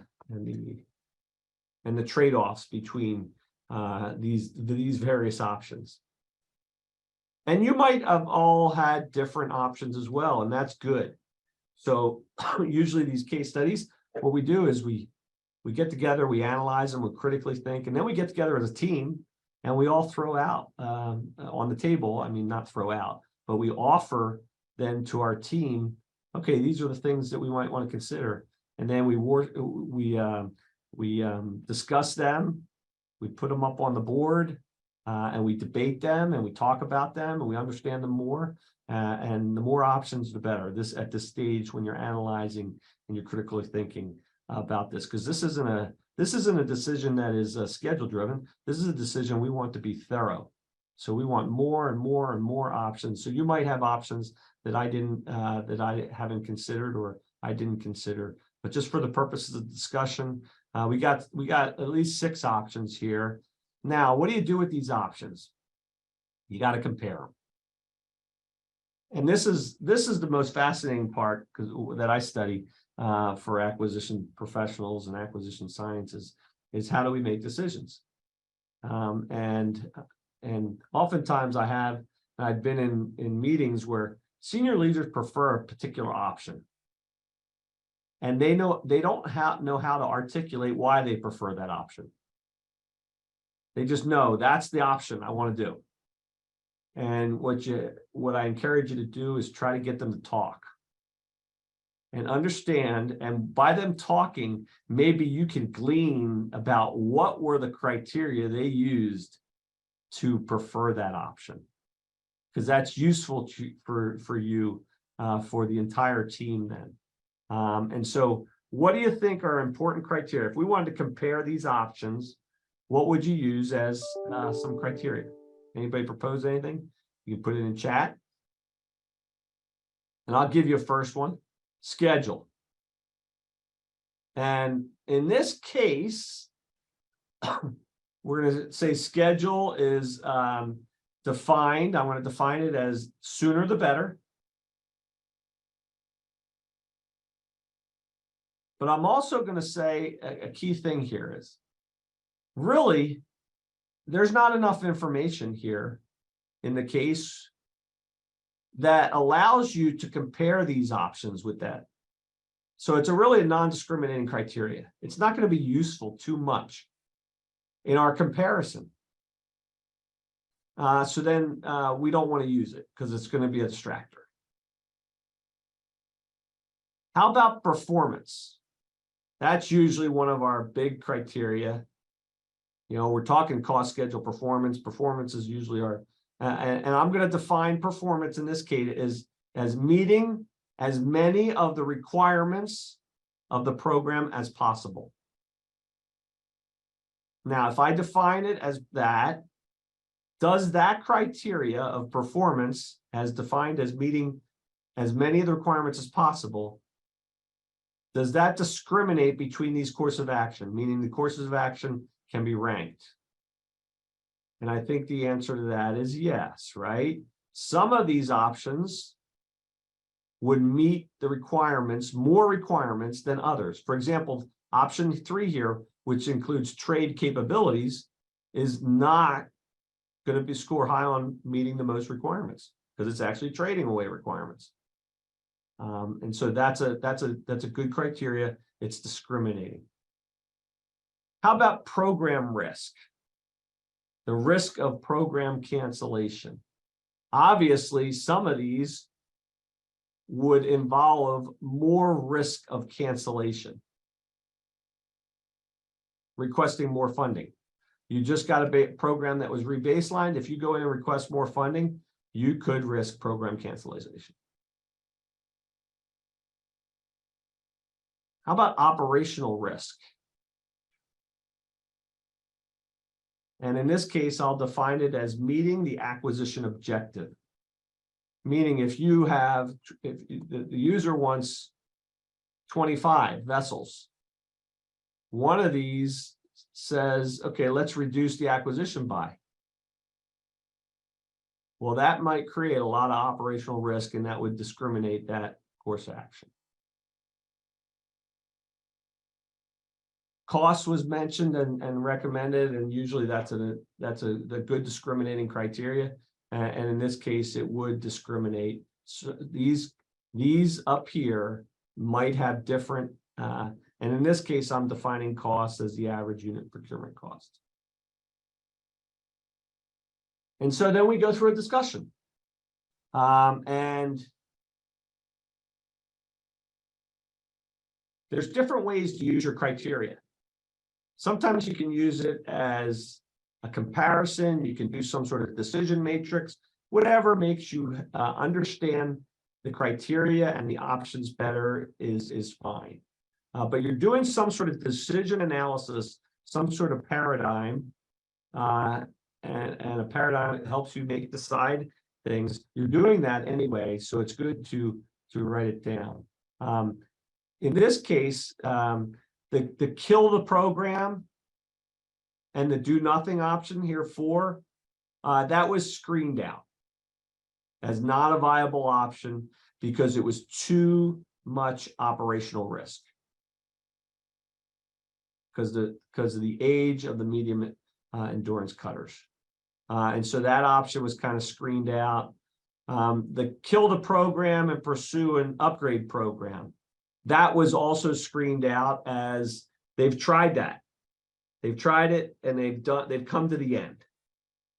And so that allows us to eliminate a couple of the options in our comparison. So we're down to, okay, request more funding, reduce the AO, the acquisition objective, trade capabilities, or let's use the national security cutter. Why do we need or the Navy to fill this capability gap? And we have some criteria. And then the next step is usually then you use these criteria, these 4 here, the schedule would be non-discriminating, and you just list pros and cons. Very simple way to think about it. So course action 1 here, request more funding. What are the pros using these criteria? Request more funding. Anybody have any thoughts? I think the pros are that you're going to meet the most requirements, performance, this pro, and you're going to meet the acquisition objective. So the pros are performance and operational risk. The disadvantages or the cons are what? The other 2 criteria. The AUPC is going to be above our baseline, and that might risk program cancellation. How about we go on to our next course action here? Let's do multi-crew cutters and reduce the acquisition buy. So the pros there are performance again. You're meeting all the specific requirements. And program risk, you might not risk cancellation, but the cost and the operational risk. Now, what do I mean by cost? Well, if you buy less, I thought this is a 25 by $12 billion program. If you buy less, doesn't that reduce your $12 billion? Unfortunately, maybe not. Oftentimes when we buy less, the per unit cost goes higher. And so this is, not common sense, it's counterintuitive, but it often provides an incentive to not reduce the acquisition buy because the per unit cost shoots up very high. And so that's That's a big con of that course of action. Let's go to requirement COA 3, trade capabilities. What would be the pros or the advantages? It would reduce the AUPC.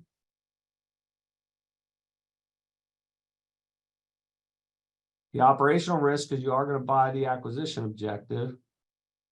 You're not requesting more money, so program risk is okay. But the big con is you're trading array capabilities. Requirements. You're not giving the user what they want, or all of what they want. And then finally, let's use the national security cutter. Well, that's good for cost, but it's bad for performance because we're not getting the specific performance we need in this vessel. And obviously the program is and operational risks would go up because that using other vessels to fill in there that are not designed for those missions or those requirements, you might be able to do it, but you're not going to be able to do it as well as if you had a vessel that's designed specifically for that. And so this is a useful way to at least look at options and criteria and then compare them. In this case, we go back to what was the issue, affordability. And so with that in mind, of these options, what is the best one? How do you pick the best one? Anybody have any thoughts on that?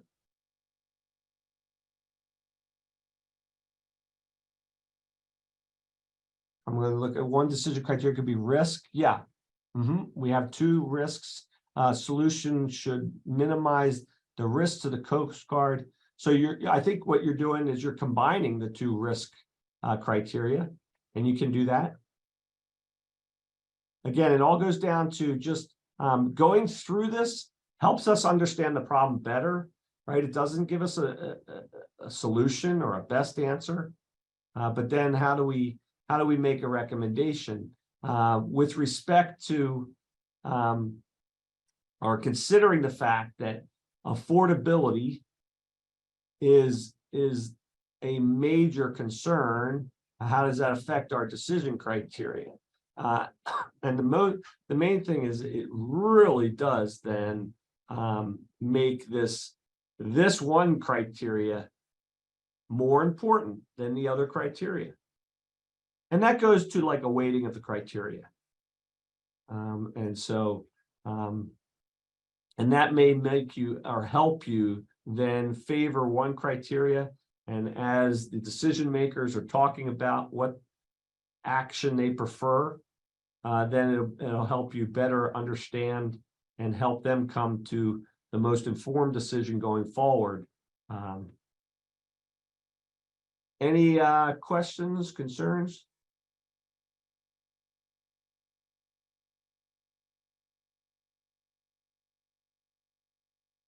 And so sometimes in these cases, when we do, again, I'm trying to emphasize there is no right answer or wrong answer. There is no trying to get to a specific thing that happened. There's just better analysis based on the facts that you have and the data that you have. And that's the learning objective of these cases. In some situations, we have like, okay, what really happened? What really happened? And I know students get really frustrated sometimes where we do a big case analysis and we study it. And then at the end, they're like, well, what really happened? And I'm like, I don't know. Or, it's in the future. And that's really unsatisfying. But that's not the point. The point is to emphasize critical thinking. In this situation, we did have kind of a little bit about what really happened. The multi-recruiting approach, reducing the acquisition objective. It was initially planned, and the Coast Guard had some background in that area, and they planned it for the National Security Cutter, but it largely failed. And so therefore that option was kind of screened out by the Coast Guard for the Offshore Patrol Cutter. Additional funding, asking for additional funding. Never really considered as an option because they were just granted a baseline adjustment. And so really what that's saying is that risk of program cancellation was overwhelmingly as a screening criteria almost. And what the program office did do is they worked with their combined leadership team and operators to refine those requirements in the interest of affordability. So they did trade away some of those key performance parameters, originally those requirements that could not be traded away. They did end up trading some of them away in the interests of affordability. This is not an easy thing to do. We say it's easy for it to say up here, but it's not an easy thing to do, to trade away performance requirements. First of all, the user says, hell no, I'm going to hold your feet to the fire. Give me everything. And we have a tendency, especially as acquisition professionals, PMs, to say we can do it. I don't want to be the bad guy, say we get rid of something. And in this case, some of these might have been key performance parameters. And they have to be, you have to consider them if you want the program to go forward, if that's in the best interest of the service for the program to go forward. It resulted, these trades here, tough to make, hard work, did result in it bringing the estimate back into the baseline. So even though these are hard to do, and you have to have the tough conversations with the warfighters, with the user, and remind them that we're still delivering you a better capability than the older versions of the medium security cutters. It also emphasizes this triple constraint and the importance of incremental development. We talk about the triple constraint, but it usually comes down to that trade-off of performance to maintain the cost and schedule constraints. The cost and schedule constraints, when we talk about that big A acquisition, come from the resources and the requirements. And they are constrained and in our baseline. So, if we're going to maintain cost and schedule and reduce risk, either program or operationally, sometimes it's in the best interest to delay some of the capability by trading off performance. And the Coast Guard successfully did that in this case, and got their program back on track, which is a good news story for the Coast Guard. And now what happened after that? Well, they went on with the acquisition program, right? And many of you are going to be familiar with what I'm going to go over here, but it does give you some closure. After reviewing 15 proposals, the Coast Guard did awarded 3 contracts for detailed design, and then the production contract went to Eastern there. They did, at the time, they had 0 Coast Guard and 0 Navy experience in building ships, which is kind of interesting, but innovative, right? Exactly what we're being pushed now to do, right? To use innovative small businesses and expand the industrial base, right? In this case, the Coast Guard did that.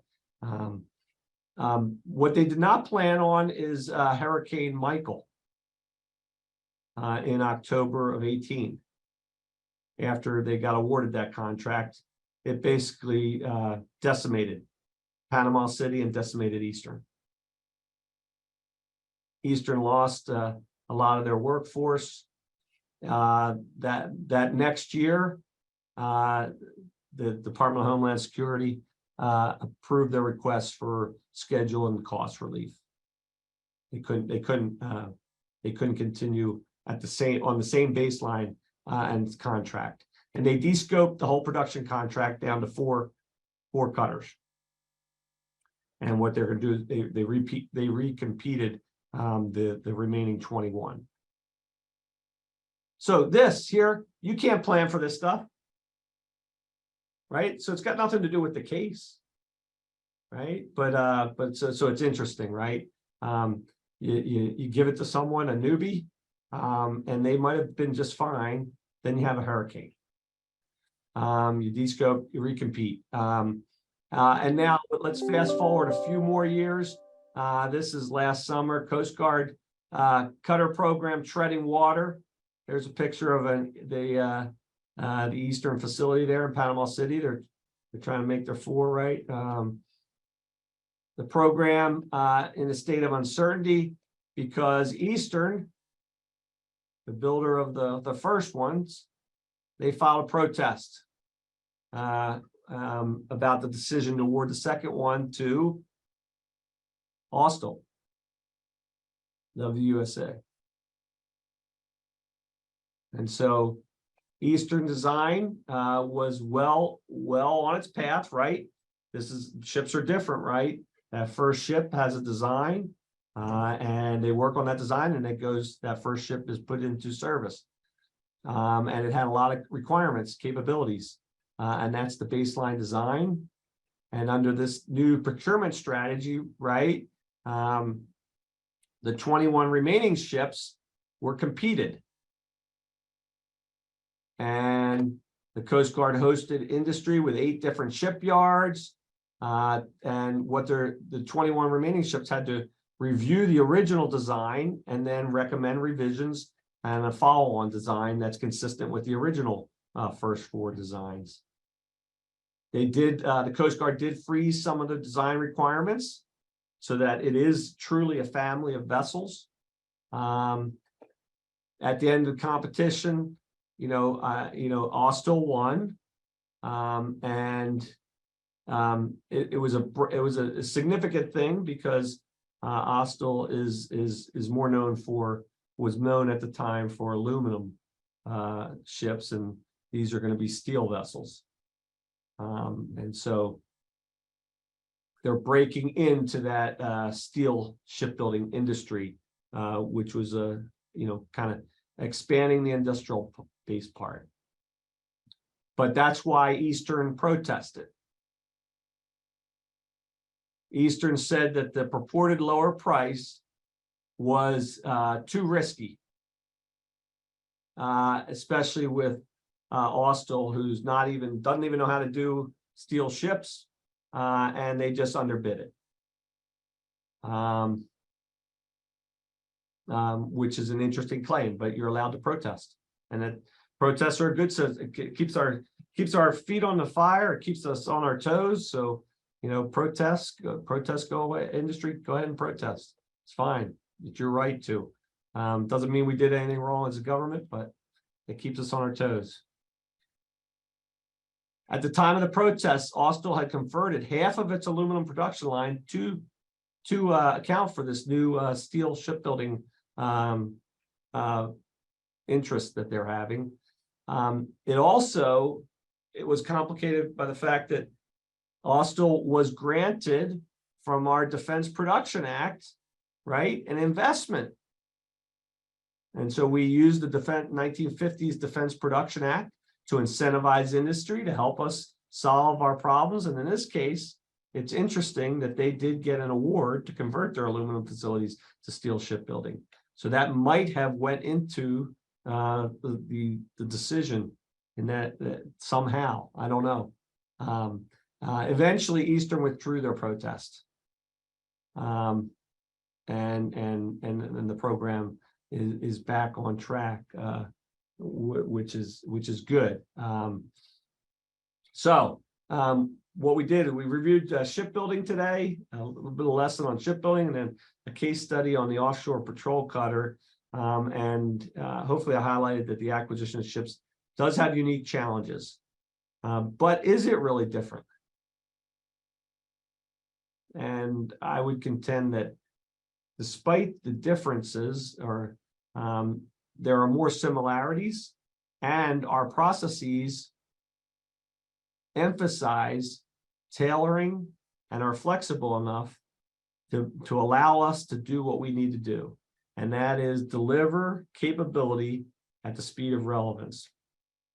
But we can only do that if we really understand all the regulations and the processes really well so that we can get through them quickly.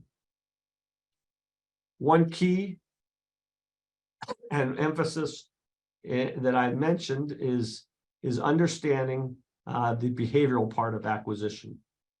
Understanding that it's usually the central thing that will allow us to, for example, in the offshore patrol cutter case, the essential thing that allowed the Coast Guard leaders to talk to their warfighters and say, hey, let's trade away some capabilities, is strong communication and trust between the stakeholders. And that is a challenging thing to overcome or to come by, but it's essential. And I refer to it as behavioral acquisition. And the things that we're talking about is the ability to lead change, whether you take an E or an O approach, the ability to make decisions and how you make decisions, whether it's advocacy or an inquiry type thing, how you deal with conflict, whether when you have a decision, it's based on task conflict or relationship conflict. And then what kind of paradigm, decision-making paradigms do you use? How do you deal with the hierarchies? But this allows a PM and a program management team and an acquisition professionals and an acquisition system to balance not only getting the program approved, but also getting the program approved with an executable plan that doesn't have to be threatened with cancellation or rebaselining later. These are not the same things. I often was involved with programs that got approved and later were canceled because their emphasis was on getting approval, not on what was executable and delivering capability to the warfighter.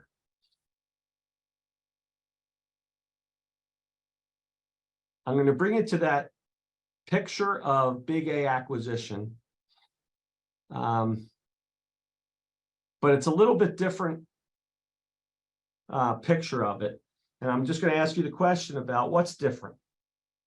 I showed you this picture of cost schedule performance, decision support systems, and stakeholders, chain of command, Congress, and industry. And how is this picture of big A acquisition different from the picture I presented earlier in our discussions? Just one word, a couple words from people. What am I emphasizing here? The two-way arrows were actually there before. I like it though. Thank you, Karen. What is emphasized here in this view of big A acquisition? Intermingled? Yes, it was. We're getting to it. It's all about people. And I like this view even better than the other view because every single one of these, right? Our chain of command are people, the PM, the resourcing folks, they're people. The warfighter over here, people. Industry is real Americans, people. Even these program managers over here in the defense acquisition system, they're people. And Congress, they're people. And so I'm emphasizing the relationships. And that's, if we emphasize and we do more research and more understanding of the people involved, I think we may be able to even better deliver to our warfighters, despite all the challenges and despite the things that we have.